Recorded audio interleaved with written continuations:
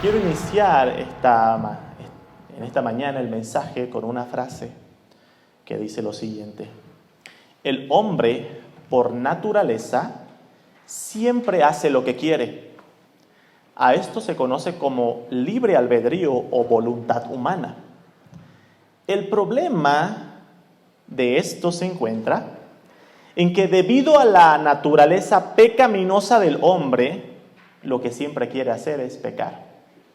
Repito la frase: el hombre por naturaleza siempre hace lo que quiere. A esto se conoce como libre albedrío o voluntad humana. El problema se encuentra en que debido a la naturaleza pecaminosa del hombre, lo que siempre quiere hacer es pecar. Vamos a orar. Amado Señor, en esta mañana pedimos que seas tú por medio de tu palabra hablando a nuestros corazones. Señor, ayúdanos a poder conocer más de ti y poder honrarte, glorificarte, Señor. Gracias te damos, Señor, por este tiempo que nos permites de abrir tu santa palabra. En nombre de Jesús, amén. A inicios del siglo XVII, es decir, a principios de los años 1600, un grupo de personas que serían conocidas como remonstrantes o también conocidos como arminianos, esto debido a un teólogo llamado Jacobo Arminio, iniciaron un debate cuestionando algunos puntos de la doctrina, específicamente la doctrina de la salvación y la elección. El año 1610 presentaron un documento que tenía 5 artículos donde establecían sus puntos de vista teológicos. Estos 5 artículos o estos 5 encabezados eran los siguientes. Número 1, libre albedrío o habilidad humana. Es decir, el ser humano tiene la libertad o capacidad de buscar a Dios y creer en Él. Número 2, elección condicional. Dios eligió a aquellos que Él sabía que iban a creer en Él. Expiación general. Cristo murió por todos los hombres.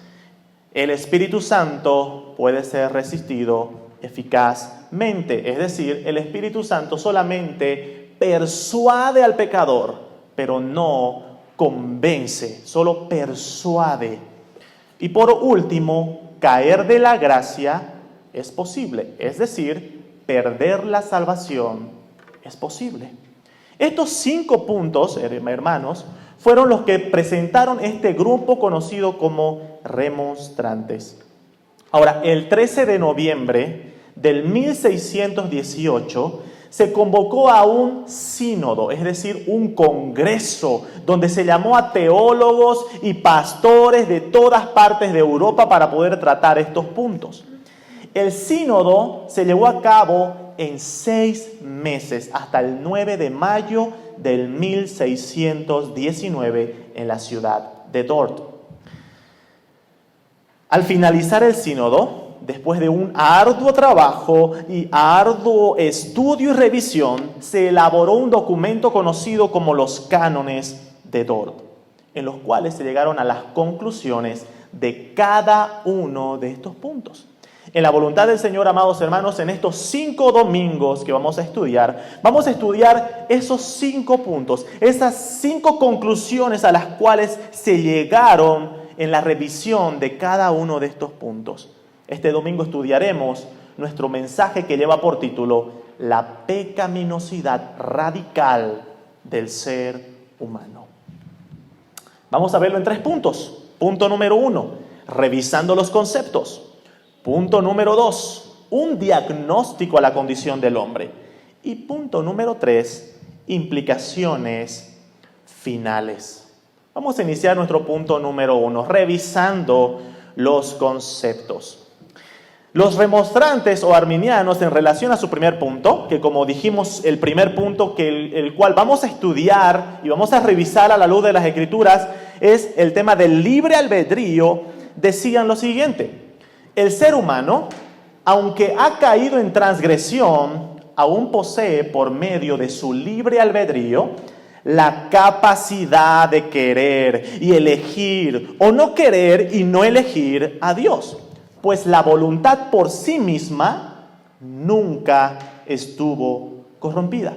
Hermanos, hay que aclarar que el conflicto, el debate, no era si el hombre posee libre albedrío o no, porque la Escritura nos muestra que el hombre posee libre albedrío o voluntad propia. Dios nos creó a su imagen y semejanza. Dios nos creó con voluntad, es decir, con la capacidad de tomar decisiones. El conflicto, el debate, giraba en torno a si el hombre en ese libre albedrío, en esa voluntad, después de la caída, poseía la habilidad o capacidad de buscar o querer anhelar a Dios. ¿Cuál fue la respuesta del sínodo? ¿Cuál fue la respuesta del Congreso de Teólogos y Pastores en el sínodo de Dort? La respuesta fue la siguiente. Desde el principio, el hombre fue creado a imagen de Dios, adornado en su entendimiento con conocimiento verdadero de su Creador y de otras cualidades espirituales en su voluntad y en su corazón.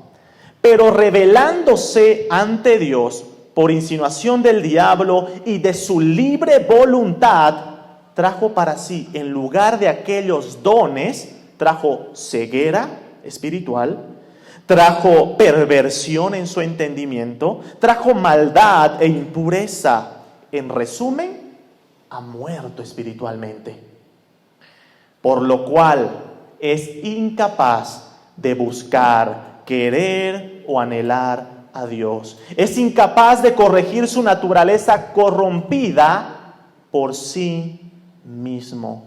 El hombre es esclavo del pecado y solo es verdaderamente libre si el Hijo lo libertare. ¿Se dan cuenta, hermanos, que son dos polos opuestos? El uno presenta la perspectiva de que el hombre tiene la capacidad por sí mismo de buscar a Dios. Y la otra perspectiva dice, no, el hombre está muerto espiritualmente. El hombre es esclavo del pecado y solamente es verdaderamente libre si el Hijo lo libertare. Vamos a ver, ahora sí, entramos a nuestro segundo punto, amados hermanos. Un diagnóstico a la condición del hombre. Y vamos a ver, a la luz de las Escrituras, cuál fue la defensa del sínodo con respecto a esta perspectiva del libre albedrío en relación a la salvación.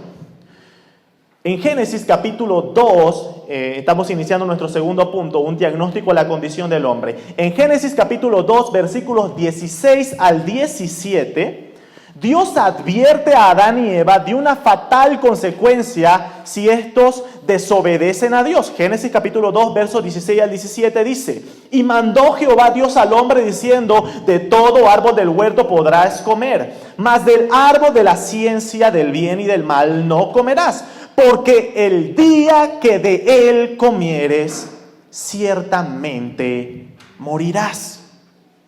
Luego de la caída en Génesis capítulo 3, nos tenemos que hacer una pregunta. ¿Qué tan real fue esta consecuencia? ¿Dios cumplió con la advertencia que le hizo a Adán y Eva que si en el momento que ellos comiesen del árbol de conocimiento del bien y del mal, iban a morir? ¿Dios cumplió lo que les dijo? Hay que aclarar que esta consecuencia que Dios le da a Adán y Eva no es una consecuencia solamente a ellos, sino que la Escritura nos revela que va a ser una consecuencia que va a arrastrar a toda la descendencia de Adán, es decir, a todos los seres humanos. Así que, hermanos, a la luz de la Escritura vamos a empezar a hacer un diagnóstico. ¿Qué es un diagnóstico, hermanos? Es como cuando vamos al médico y vamos a hacernos revisar para ver qué hay de malo en nosotros. Vamos a hacer un diagnóstico a la luz de las Escrituras para ver cuál es nuestra condición, cuál es realmente la condición del hombre. ¿Será que el hombre está tan dañado por el pecado, muerto, o simplemente está gravemente enfermo? Vamos a ver qué es lo que nos dice la Escritura y vamos a hacerlo a la luz principalmente del Evangelio de Juan. El Evangelio de Juan tiene como objetivo claro presentar el mensaje de salvación. Si usted ve Juan capítulo 20, versículo 31, Juan describe cuál es el propósito de su Evangelio. El propósito de su Evangelio es presentar a Cristo para que crean en Él. Vamos a empezar con nuestro primer inciso: espiritualmente ciegos. Desde el inicio y a lo largo de su Evangelio, el apóstol Juan va a ir describiendo la condición del hombre. Y quiero que vayamos a Juan capítulo 1. Juan capítulo 1. El Evangelio inicia desde el versículo 1 al versículo 5 de la siguiente manera. En el principio era el Verbo, y el Verbo era con Dios, y el Verbo era Dios. Este era en el principio con Dios.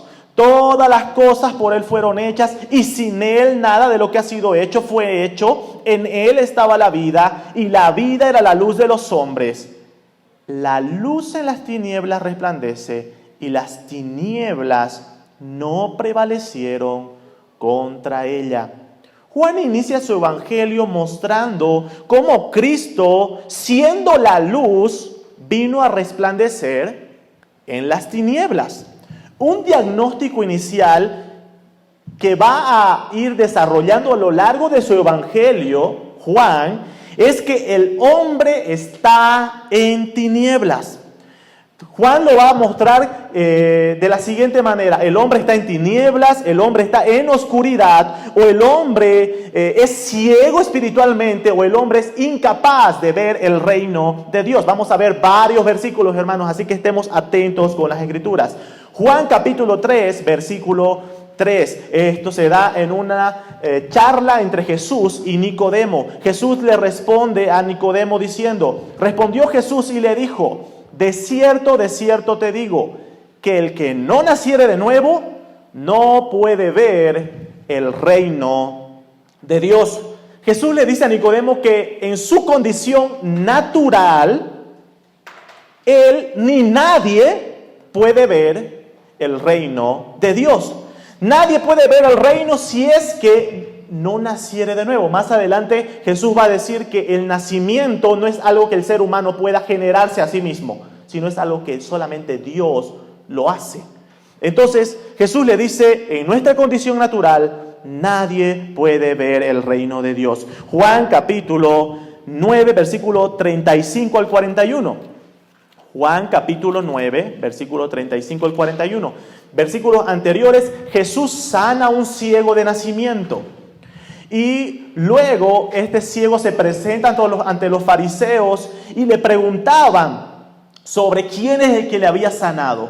Versículo más adelante, antes del 35, expulsan al ciego de la sinagoga. Entonces, desde el 35 en adelante dice: oyó Jesús que le habían expulsado, y hallándole le dijo: ¿crees tú en el Hijo de Dios? Respondió él y dijo: ¿quién es Señor para que crea en él? Le dijo Jesús: pues le has visto, y el que habla contigo, él es. Y él dijo: creo, Señor, y le adoró. Dijo Jesús: para juicio he venido yo a este mundo, para que los que no ven, vean, y los que ven sean cegados. Entonces algunos de los fariseos que estaban con él, al oír esto, le dijeron: ¿acaso nosotros somos también ciegos? Jesús le respondió: si fueras ciegos no tendrías pecado, mas ahora porque decís vemos, vuestro pecado permanece. Los fariseos entendieron qué es lo que Jesús les estaba diciendo. Ellos le preguntaron, al oír la respuesta, ellos les dijeron: ¿nos estás diciendo que nosotros también somos ciegos? Y la respuesta de Jesús es sí. Sí. Mateo capítulo 15. Mateo capítulo 15. Mateo capítulo 15, versículo 14. Vamos a leer desde el versículo 13 al 14. Pero respondiendo él, es decir, Jesús, dijo: toda planta que no plantó mi Padre Celestial será desarraigada. Dejadlos. Son ciegos, guías de ciegos. Y si el ciego guiare al ciego, ambos caerán en el hoyo. Jesús acusaba a los fariseos de ciegos espirituales, hermano. Y tú puedes decir quizás, amado hermano, pero los fariseos son los que eran ciegos. No, hermano, esa es la condición de todo ser humano que no está en Cristo. Es ciego espiritualmente. Otros versículos, si quieres revisar, amado hermano, en su casa, Juan capítulo 8, versículo 12, Juan 12, 46, nos muestra que sin Cristo estamos en tinieblas, permanecemos en tinieblas. Un último versículo, amados hermanos, en este inciso. Hechos capítulo 26, Hechos 26, versículos 16 al 18. Esto dice el apóstol Pablo en su defensa ante Agripa. Y dice el verso 16, mientras narra su conversión, ¿qué es lo que le dijo el Señor a Pablo? Pero levántate y ponte sobre tus pies, porque para esto he aparecido a ti, para ponerte por ministro y testigo de las cosas que has visto y de aquellas en que me apareceré a ti, librándote de tu pueblo y de los gentiles a quienes ahora te envío. ¿Cuál era el llamado de Pablo? Verso 18. Para que abra sus ojos, para que se conviertan de las tinieblas a la luz y de la potestad de Satanás a Dios, para que reciban por la fe que es en mí perdón de pecados y herencia entre los santificados. El llamado del apóstol Pablo era sacar a los ciegos de las tinieblas a la luz. ¿Se dan cuenta, amados hermanos, que en un diagnóstico inicial, cuál es la condición del ser humano? Somos espiritualmente ciegos. Espiritualmente ciegos. Es decir, estamos en tinieblas, incapaces de ver el reino de Dios. Inciso B. No solamente somos ciegos espiritualmente, sino que somos espiritualmente sordos. Sordos. Juan capítulo 5, verso 37 al 38. Juan capítulo 5, verso 37 al 38 dice: también el Padre que me envió ha dado testimonio de mí. Ahora escuchen. Nunca habéis oído su voz, ni habéis visto su aspecto, ni tenéis su palabra morando en vosotros, porque a quien Él envió, vosotros no creéis. Nunca habéis oído su voz. No tenéis su palabra. Juan capítulo 8, verso 37. Juan capítulo 8, verso 37. Dice: sé que sois descendientes de Abraham, pero procuráis matarme, porque mi palabra no haya cabida, no haya espacio, no haya lugar en ustedes. Mi palabra no haya lugar en ustedes. Verso 43. ¿Por qué no entendéis mi lenguaje? Dice Jesús. ¿Por qué no entendéis mi lenguaje?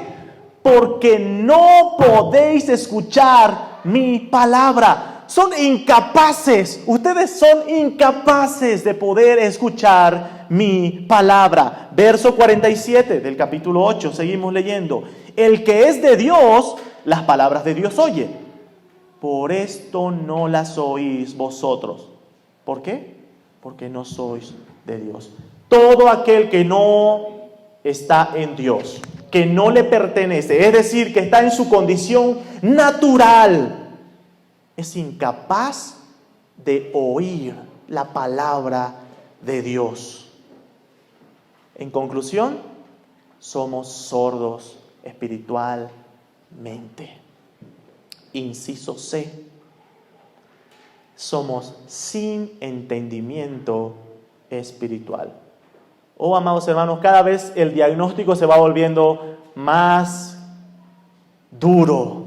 No solamente somos incapaces de ver el reino de Dios, no solamente somos incapaces de oír la palabra, de escuchar la palabra, sino que somos incapaces de entenderla.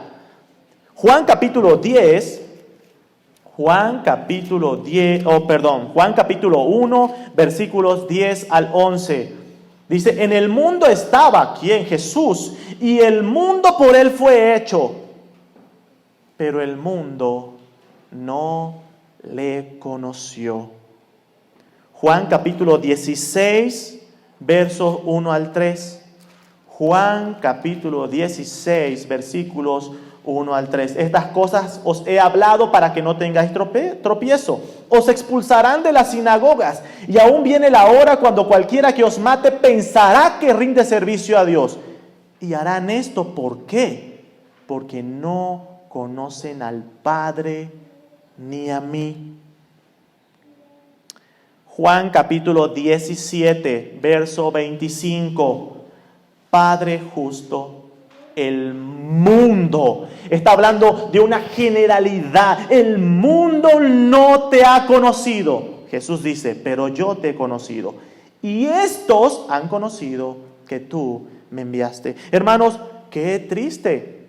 ¿Cómo es posible que teniendo las Escrituras, viendo cara a cara a Cristo y las señales que Él hacía, Jesús les decía, ustedes no me conocen a mí y tampoco conocen al Padre? ¿Por qué? ¿Por qué no eran capaces de conocerle? Bueno, el apóstol Pablo en 1 Corintios capítulo 2 nos va a dar un poco de luz. ¿Por qué?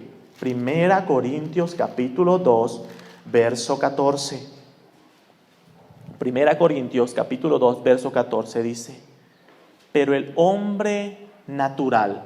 Cuando se refiere al hombre natural, está hablando al hombre en su condición natural sin Cristo. No percibe las cosas que son del Espíritu de Dios, porque para él son locura. Y esta parte, hermanos, presten atención. Y no las puede entender. No las puede entender. ¿Por qué? Porque se han de discernir espiritualmente. El hombre natural no percibe. Hermanos, el hombre sin Cristo, el hombre que está muerto en sus delitos y pecados, es incapaz de poder entender las verdades espirituales. Es incapaz de entender las verdades espirituales. ¿Por qué? Porque se han de discernir espiritualmente. Y el hombre natural no las puede entender. Hemos visto que sin Cristo estamos espiritualmente sordos. Sin Cristo estamos espiritualmente ciegos. Sin Cristo estamos sin entendimiento espiritual. Y hermanos, aquí viene el punto de debate, inciso D. Estamos sin afecto espiritual por Dios. Hermanos, cuando nosotros hablamos sobre los primeros elementos, todos estamos de acuerdo en que el hombre está espiritualmente ciego, está espiritualmente sordo y sin entendimiento espiritual. Pero el debate radica en que si el hombre natural en sí mismo posee la mínima capacidad de buscar, amar o anhelar a Dios. R.C. Sproul, en su libro Escogidos por Dios, dice lo siguiente: ¿cuántas veces has oído a los cristianos decir o has oído las palabras de tu propia boca? Fulano de tal no es cristiano, pero está buscando a Cristo. La idea es que hay personas por todas partes buscando a Dios, pero el problema es que aún no han sido capaces de encontrarle, como si Dios estuviera jugando a las escondidas. Hermanos, ¿es en serio? En el mundo está lleno de personas que están buscando a Dios, pero el problema es que Dios no se deja encontrar. ¿Ese es el problema? Vamos a ver algunos versículos. Volvemos a Juan capítulo 1. Habíamos leído el versículo 10, ahora leemos el verso 11. A lo suyo vino y los suyos no le recibieron. Es decir, los suyos lo rechazaron. Juan capítulo 3, verso 19, 20. Y esta es la condenación, que la luz vino al mundo y los hombres amaron más las tinieblas que la luz, porque sus obras eran malas. Porque todo aquel que hace lo malo aborrece la luz y no viene a la luz, para que sus obras no sean reprendidas. Juan capítulo 5, verso 40. Vamos a leer desde el verso 39. Escudriñad las Escrituras, porque a vosotros os parece que en ellas tenéis la vida eterna, y ellas son las que dan testimonio de mí. Y no queréis venir a mí para que tengáis vida. Hermanos, el diagnóstico de la palabra de Dios nos muestra que en el hombre no es que hay un anhelo o un deseo por Dios. Al contrario, la palabra de Dios nos muestra que el hombre pecador rechaza a Cristo. El hombre pecador ama más las tinieblas que la luz. Ama más su pecado que a Dios. En el mundo no encontramos a personas deseosas de ir a Dios. Al contrario, como Jesús le decía a los fariseos, ustedes no quieren venir a mí. Este afecto, amados hermanos, por las tinieblas antes que a la luz, se debe a que el hombre no es verdaderamente libre. Cuando se habla el tema del libre albedrío, se lo muestra como la libertad humana. El hombre tiene la libertad de escoger o no escoger a Dios. El problema, queridos hermanos, es que el hombre en su libre albedrío o en su voluntad humana no es verdaderamente libre. No es libre. Juan capítulo 8, verso 31 en adelante dice: dijo entonces Jesús a los judíos que habían creído en él: si vosotros permaneciereis en mi palabra, seréis verdaderamente mis discípulos, y conoceréis la verdad, y la verdad os hará libre. Le respondieron: linaje de Abraham somos, y jamás hemos sido esclavos de nadie. ¿Cómo dices tú, seréis libres? Jesús les respondió: de cierto os digo, que todo aquel que hace pecado, esclavo es del pecado. Y el esclavo no queda en la casa para siempre, el Hijo sí queda para siempre. Así que si el Hijo os libertare, seréis verdaderamente libres. ¿Por qué la voluntad humana no es libertad verdadera? Porque somos esclavos del pecado. ¿Se acuerdan cómo iniciamos el mensaje con la frase de que el hombre por naturaleza siempre hace lo que quiere? Pero ¿cuál es el problema? El problema es que debido a su naturaleza pecaminosa, lo que siempre quiere hacer es pecar. Hermanos, esa es la realidad, esa es la condición en la que se encuentra el ser humano. Romanos capítulo 3, versos 10 al 12 nos dice que no hay justo ni aun uno. No hay quien busque a Dios. No hay. Hermano, cuando nosotros a veces repetimos ciertas frases, decimos: sí, hay tales personas que aún no le conocen a Dios, pero lo están buscando. Hermano, la Biblia dice lo contrario. No hay quien busque a Dios. No hay ni siquiera uno. El ser humano en su condición natural no busca a Dios. Al contrario, desde la caída, la reacción del hombre pecador no es buscar a Dios, sino que es esconderse y huir. Por ejemplo, Génesis capítulo 3,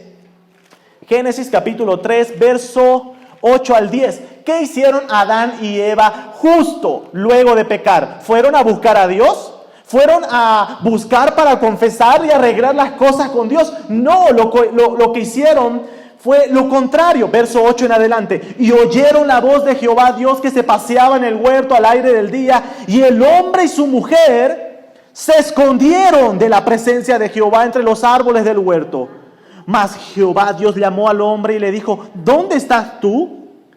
Y él respondió: oí tu voz en el huerto y tuve miedo porque estaba desnudo y me escondí. ¿Se dan cuenta, amados hermanos? La reacción del hombre pecador después de la caída no es querer buscar a Dios, es esconderse, es huir de Dios.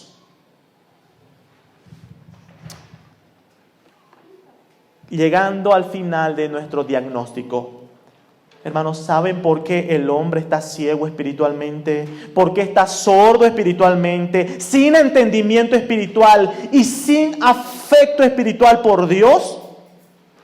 Porque está muerto espiritualmente. Está muerto.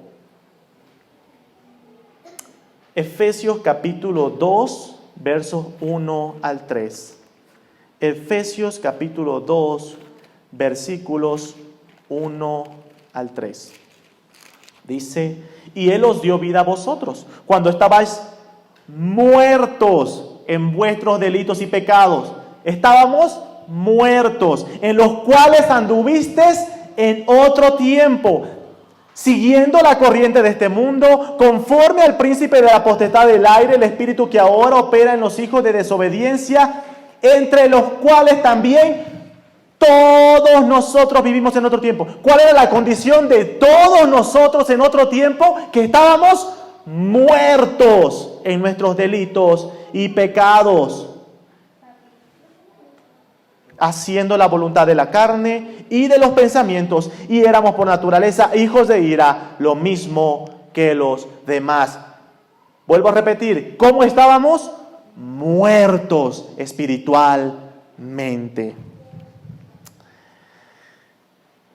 Esa es la descripción en la cual todos vivíamos sin Cristo. Esa es la descripción en la cual vive todo ser humano que no está en Cristo.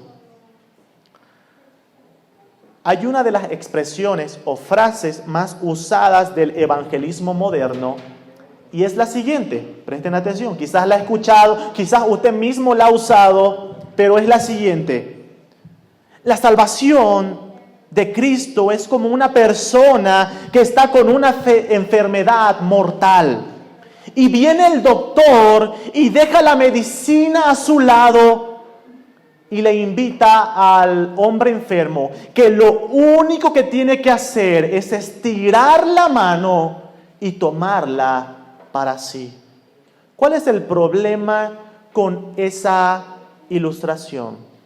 Es que el hombre pecador no está gravemente enfermo. El hombre pecador está muerto.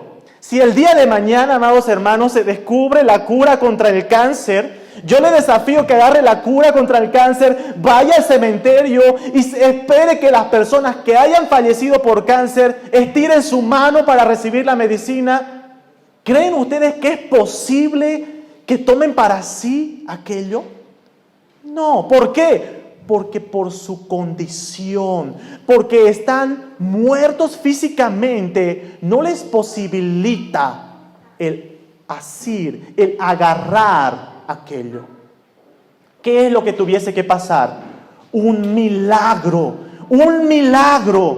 para que esos muertos puedan volver a la vida para recién poder agarrar la medicina.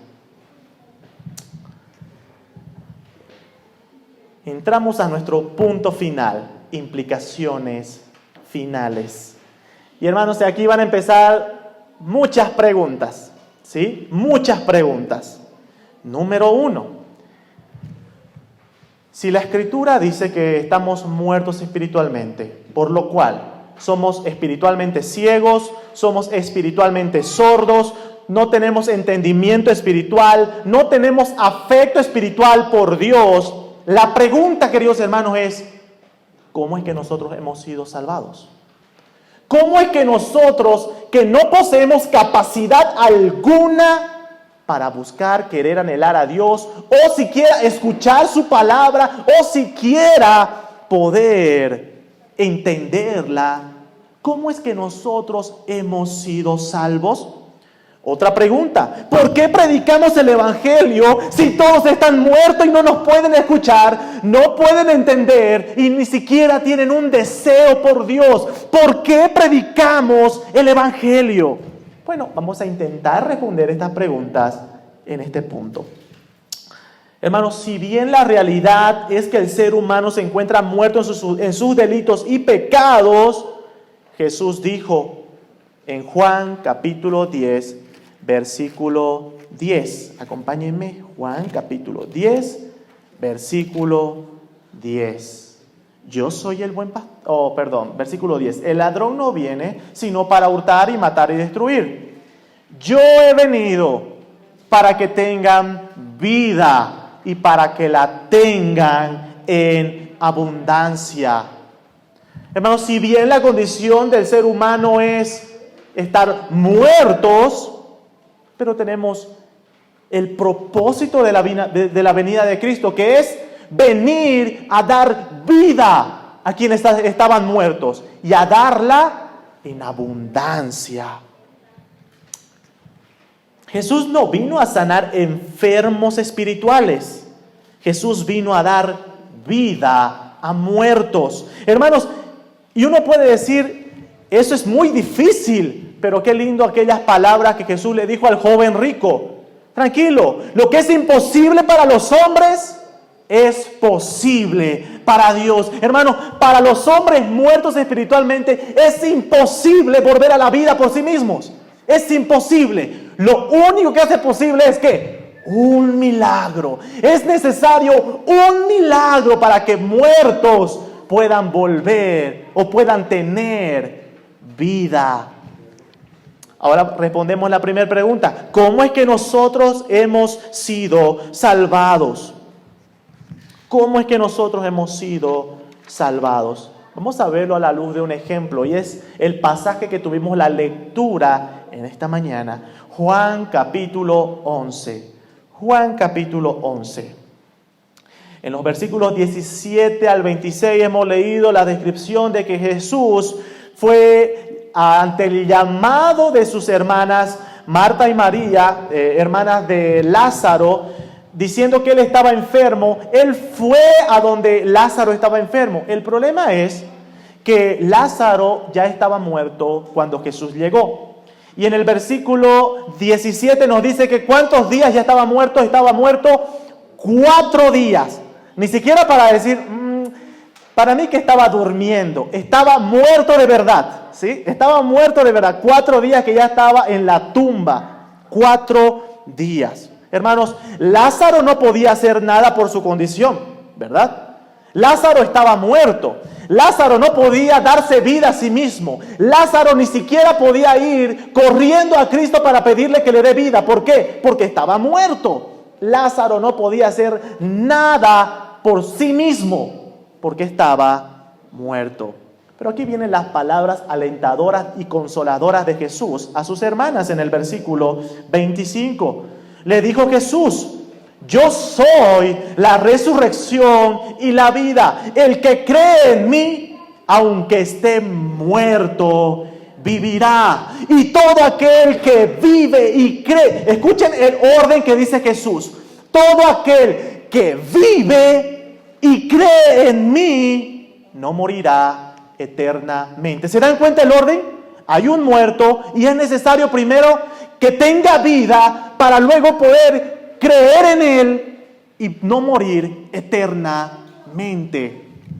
Jesús da esas palabras consoladoras a María y Marta. Y luego en el versículo 41 en adelante dice: entonces quitaron la piedra donde habían sido puesto el muerto. Y Jesús, alzando los ojos a lo alto, dijo: Padre, gracias te doy por haberme oído. Yo sabía que siempre me oyes, pero lo dije por causa de la multitud que está alrededor, para que crean que tú me has enviado. Y habiendo dicho esto, clamó a gran voz: Lázaro, ven fuera. Y el que había muerto salió, atadas las manos y los pies con vendas, y el rostro envuelto en un sudario. Jesús le dijo: desatadle y dejadle ir. Hermanos, en esta figura encontramos lo siguiente. Hermanos, solo es posible ir a Cristo cuando Dios sopla aliento de vida en nosotros. Solo es posible que el pecador que está muerto en sus delitos y pecados vaya a Cristo cuando éste recibe la vida para que recién pueda correr a los pies de Cristo y no morir jamás. Si tú un día, amado hermano, hermana, creíste en el Evangelio, no fue porque el deseo, anhelo de buscar a Dios estaba en tu vida, sino fue porque un día Dios en su soberana voluntad quiso salvarte y Él un día dijo, así como a Lázaro, ven fuera. Quiero dar una ilustración más, hermanos, para que esto pueda quedar claro. Esta ilustración la da un pastor que se llama Sugel Michelin y dice lo siguiente: si yo pongo a una paloma y a un buitre a escoger libremente, nadie va a obligar ni a la paloma ni al buitre, son libres tanto la paloma y el buitre, y les pongo a escoger entre un pedazo de carroña y algunas semillas, el buitre va a elegir libremente. ¿Qué va a elegir? La carroña, libremente. ¿Por qué va a elegir siempre el buitre la carroña? Porque esa es su naturaleza. Y la paloma va a escoger libremente. ¿Qué va a escoger siempre? Va a escoger la semilla, porque esa es su naturaleza. Hermano, si yo quiero que el buitre escoja las semillas, ¿qué tendría que hacer? Sería necesario palomizar al buitre. Tendría que cambiarle la naturaleza al buitre a una naturaleza de paloma para que el buitre pueda tener un deseo natural por las semillas. Hermano, esto es lo que Dios hace en el pecador. Dios transforma la naturaleza. ¿Se acuerdan que decíamos que estando muertos en nuestros delitos y pecados, lo único que anhelamos es pecar y rechazamos a Dios? Bueno, Dios, para que nosotros podamos tener un anhelo de buscarle, lo primero que Él hace es darnos aliento de vida. A esto, queridos hermanos, se conoce como nuevo nacimiento o regeneración. Nuevo nacimiento o regeneración. Dios trae al pecador a nueva vida, le da una nueva naturaleza y solo entonces, hermanos, solo entonces es capaz de responder a la verdad del Evangelio. Hermano, es lo que muchos de nosotros hemos experimentado. Quizás usted que ha estado escuchando el Evangelio toda su vida y nunca lo entendió, pero llega un momento en el cual escucha y todo cobra sentido. Todo cobra sentido. Y usted por primera vez entiende el Evangelio y corre a los pies de Cristo. ¿Saben por qué fue, hermano? ¿Saben por qué fue que toda su vida quizás escuchó el mismo mensaje, pero hubo una vez que lo entendió?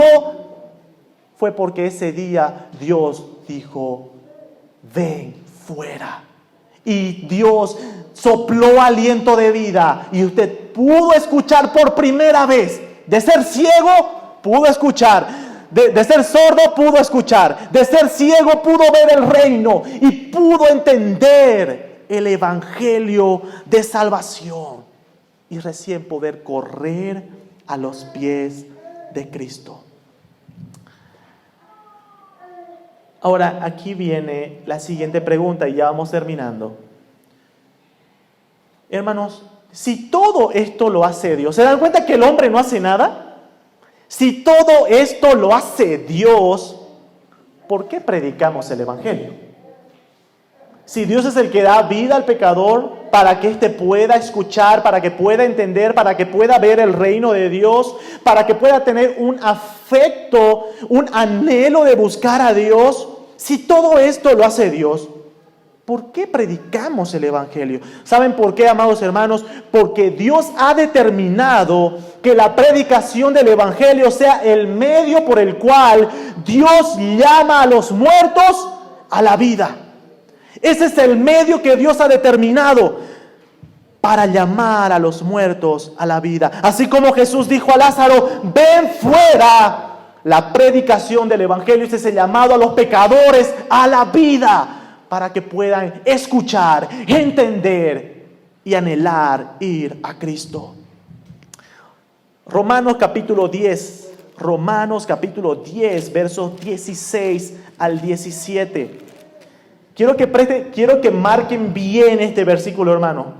Vamos a entenderlo porque normalmente no lo entendemos. Romanos 10, versos 16 y 17. Quiero que con su Biblia presten mucha atención. Dice, mas no todos obedecieron el Evangelio. Pues Isaías dice, Señor, ¿quién ha creído a nuestro anuncio? Presten mucha atención. Así que la fe es por el oír, y el oír por la palabra de Dios. Cuando nosotros memorizamos este versículo, siempre borramos el por, el segundo por. Siempre decimos, así que la fe es por el oír y el oír la palabra de Dios. No, aquí es una cadena, amado hermano. ¿Qué es lo que está diciendo Pablo? Pablo está diciendo que la fe viene porque oímos.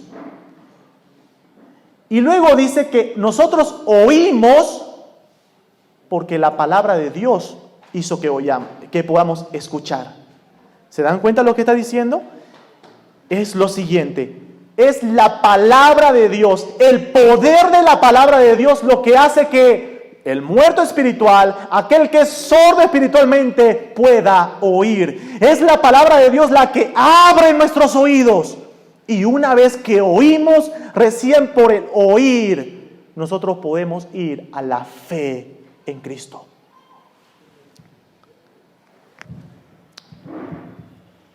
Hermanos, ¿cómo entendemos todo esto que estamos estudiando?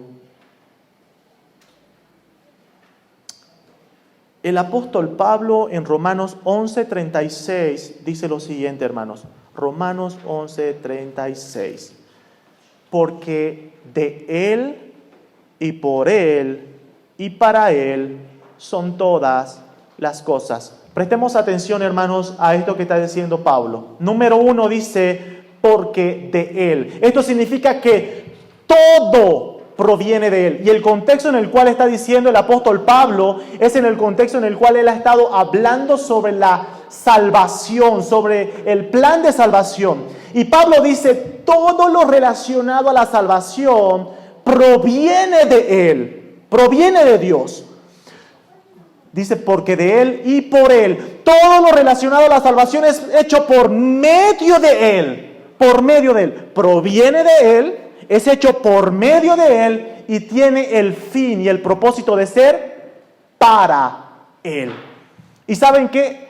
Todo eso hace, en conclusión, que Pablo dice, que a Él sea la gloria por los siglos. Amén. Hermanos, todo lo que Dios hace en la salvación, lo hace para que Él sea el único que se lleve la gloria.